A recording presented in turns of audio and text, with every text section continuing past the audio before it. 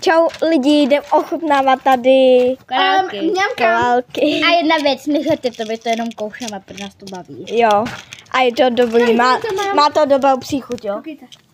No. To se nerozbitej. Takže Na YouTube.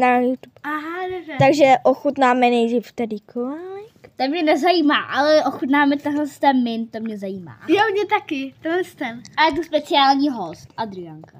Ta ne Adriánka. Já nejsem Adriánka. Ty seš... Můžu ti ukázat Takovýhle, je to obličej? tam vidět? Ne. Chceš Tady, takovýhle. Bílej. No. Good. Jo.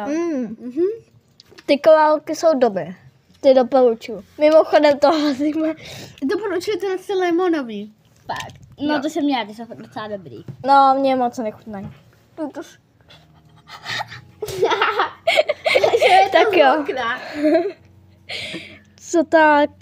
Já chci tu s Jahodovou. barbínkovskou. Pozor. Já chci jahodu. Tady barbínkovská.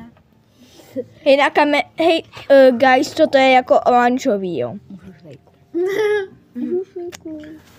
To tak trošku svítí, no. Mě to zajímá. Prostě. Protože jsem na tělocviku měla žvejku. Toto je taková oranžová. Tohle to je i kde? Barbínkovská doporučuji, ta je dobrá. Kde? Ananas.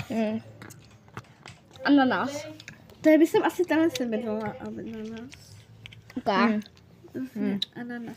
Hej, jo, babíkomská je dobrá. To jsem si vzala. To jako všechno tak svítí.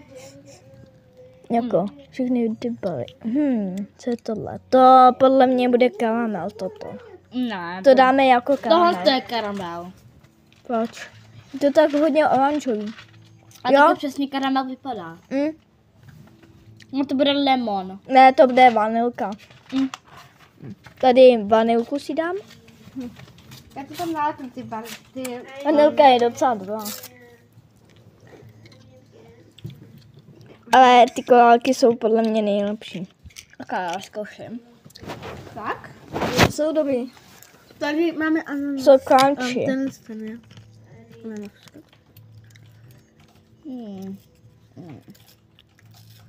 To není hnusný. Který? Korálky mě chutnají. Tady ananas. Tak já ho dám Barbinkovou. Hej, už budeme končit, takže